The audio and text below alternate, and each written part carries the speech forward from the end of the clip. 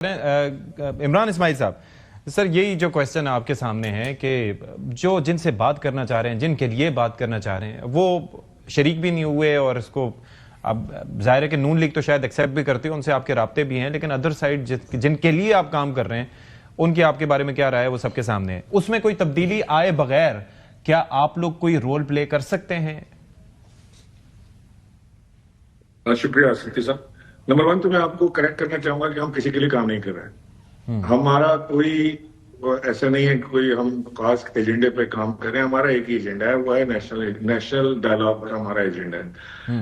اور پاکستان میں بڑے مسائل ہیں اس میں جن کے اوپر ہم بیٹھ کے بات کر سکتے ہیں، ساتھ دے سکتے ہیں ایک دوسرے کا مسائل کے حل کے لیے. ہم جب سے پیدا ہوئے، لیکن آپ تحریک انصاف کے لیے بھی نرم گوشہ رکھتے ہیں، آپ بانیوں میں سے ہیں، اور آپ ظاہر خان صاحب کے لیے بھی آپ کی بڑی ہمدردیاں ہیں، تو یہ تو ایک فیکٹ ہے نا، پروون.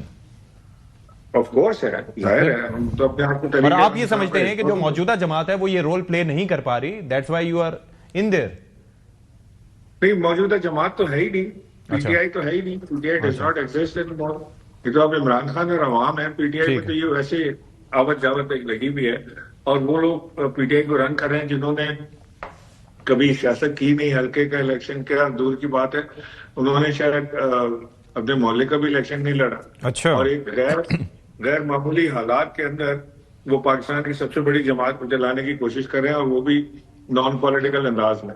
سو اس وقت تو بڑی گہری پالیٹکس کی ضرورت ہے کہ وہ پولیٹیکل مائنڈز کی ضرورت ہے تحریک انصاف کو، کہ جو بیٹھ کے بات کر سکیں. ہر چیز جو وہاں سے آتی ہے تحریک انصاف سے، کسی چیز کا جواب آئے، کوئی سوال آئے، تو آپ کو دیکھتے ہیں کہ اس میں ایک بچکانہ سوچ سامنے نظر آتی ہے، یا ایسا نظر آتا ہے کہ کوئی سوچ ہے ہی نہیں، کوئی ربط نہیں ہے. پی ٹی آئی کے چیئرمین کہہ رہے ہیں کہ جی وہ کہہ رہے ہیں کہ جی میں بھیک مانگ رہا ہوں، پاکستان کی خاطر مذاکرات کریں. یہ پی ٹی آئی کے چیئرمین کا بیان ہے. اور ان کے ایک جو صوبائی وزیر ہیں وہ کہہ رہے ہیں کہ جی وہ معافی مانگیں. عجیب ایک تماشا وہاں پہ لگا ہوا انٹرنلی، اور وہاں کوئی ربط کوئی نظر نہیں آتا.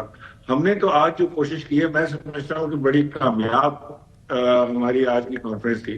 بڑے لوگوں نے اس کے اندر شرکت کی. ابھی شریف افضل مروت صاحب نے آپ کو نام بھی دیے کن کن حضرات نے شرکت کی تھی.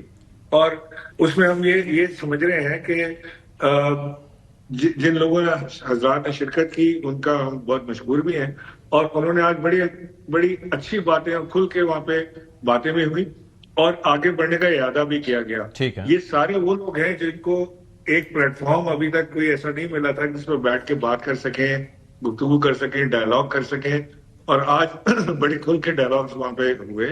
اور جو بیانیہ آپ نے دیکھا ہے، اعلامیہ جو آپ نے دیکھا ہے، اس میں بڑی امپورٹنٹ نکات ہم نے اجاگر کرنے کی کوشش کی ہے. اور اسی کا تسلسل کنٹینیو کرتے ہوئے ہم نے نیکسٹ ملتان میں رکھا ہے. اور انشاءاللہ وہاں پہ بھی ہم ایک بڑا شو کریں گے، اور بڑی تعداد میں تمام. اچھا بلال صاحب،